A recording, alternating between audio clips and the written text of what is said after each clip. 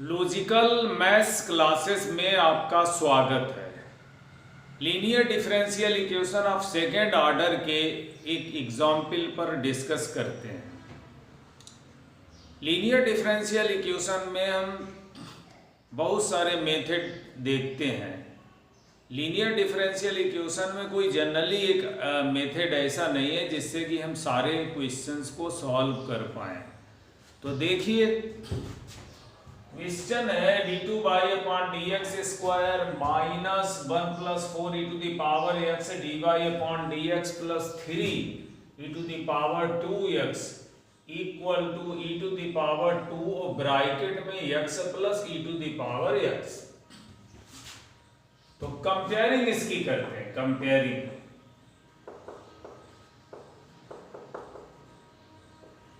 d2 by है dx square है plus p d by upon dx है plus q by है equal to r है। p कितना हो गया? p हो गया माइनस का 1 plus 4 E to the power x। q कितना हो गया? q हो गया 3 ई to the power 2x and r e to the power 2x plus 2 e to the power x। तो सबसे पहले हम इसमें Q1 जो होता है Q upon D z upon D x का होल ऑफ स्क्वायर, उसे हम चूज करते हैं 3। Q कितना है? Q है 3 ई to the power 2x d z upon D x का whole of square, d z upon D x का होल ऑफ स्क्वायर। 3 से 3 कैंसिल करते हैं, क्रॉस वाई मल्टीप्लीकेशन करते हैं, cross y d z upon D x का whole of square e to the power 2x या d z upon D x e to the power x under root ले लिया। d2z upon dx square, अगर हम इस step का differential कर दें तो वो भी e to the power x है। और अगर dz equal to e to the power x और dx करके इसका इंटीग्रल कर दें तो z e to the power x हो जाता है। यहाँ कांस्टेंट नहीं लगाते, कांस्टेंट को निगलेक्ट कर देते हैं। तो ये हमने निकाल लिया z।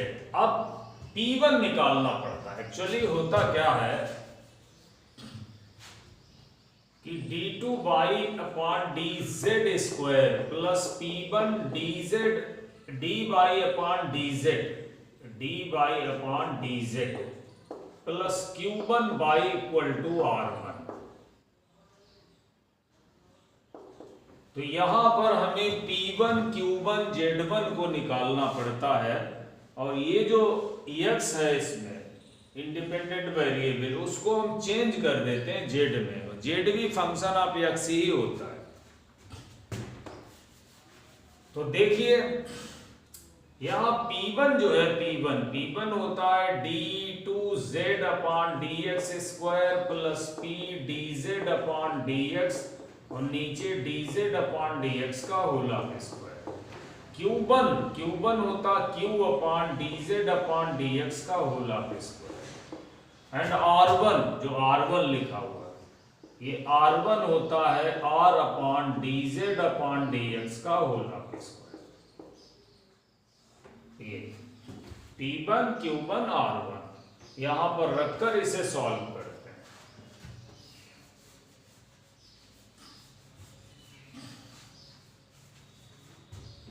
तो देखिए p1 की बात करते हैं। p1 कितना है? d2z upon dx square, d2z upon dx square plus p dz upon dx नीचे dz अपॉन dx का होल ऑफ स्क्वायर।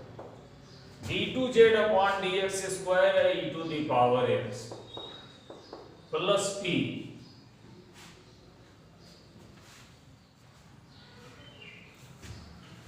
है माइनस का 1 प्लस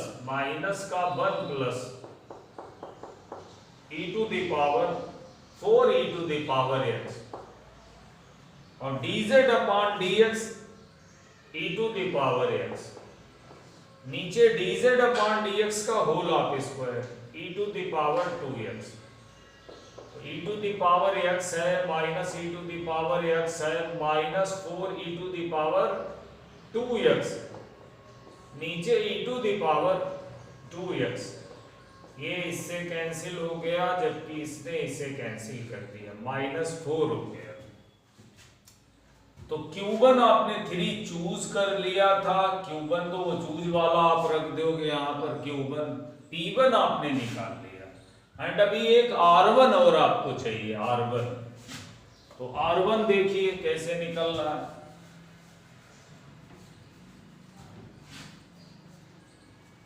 R1 जो है वो होता है R upon dz upon dx का होल ऑफ स्क्वायर, और R है आपका e to the power 2x, e to the power 2x plus 2 e to the power x, और dz अपॉन dx का होल ऑफ स्क्वायर तो है e to the power 2x। अगर हम break कर लें तो e to the power 2x और e to the power 2 e to the power x, और नीचे e to the power 2x, तो ये कैंसिल हो जाएगा और इसे हम z रख सकते हैं, z, तो e to the power 2z, ये हमारा क्या हो गया R1 हो गया। अब ये सारे वैल्यू जो है उनको कहाँ रखते हैं, इस इक्वेशन में रखते हैं। तो d2y हो गया, dz स्क्वायर हो गया प्लस p1 हो गया, dz dy अपॉन dz हो गया प्लस q1 हो गया y equal to r1, d2y हो गया, dz स्क्वायर हो गया प्लस p1 कितना निकला -4, dy अपॉन dz हो गया, q1 कितना चूज करा 3, y हो गया एंड r1 कितना निकला e to the power 2z हो गया।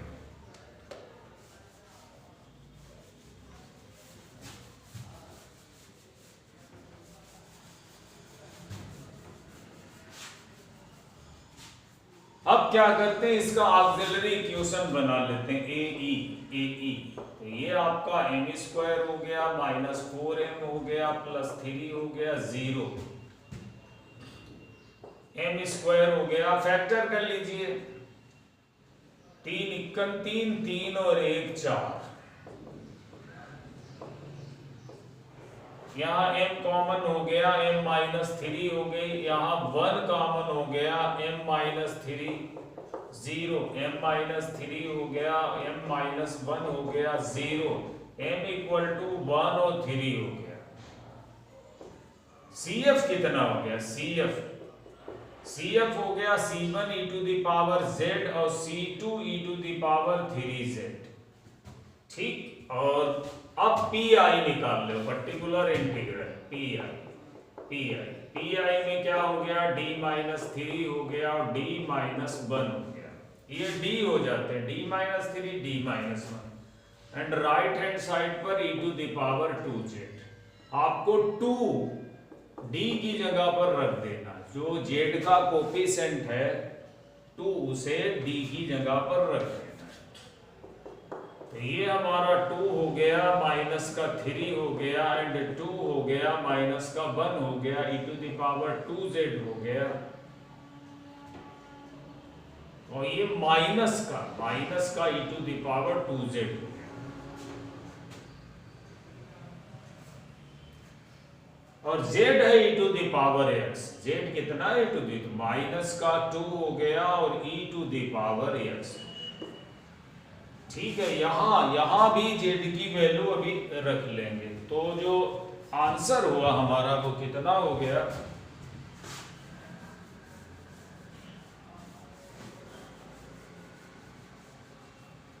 आंसर होता है y equal to CF plus PI, complementary function plus particular integral C1 e to the power, अब z नहीं लिखना, e to the power x, e to the power x plus C2 e to the power 3 e to the power x plus pi है minus e to the power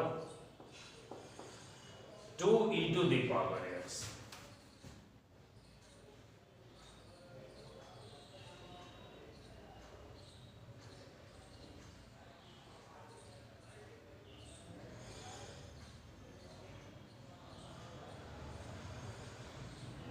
तो ये है आपका answer.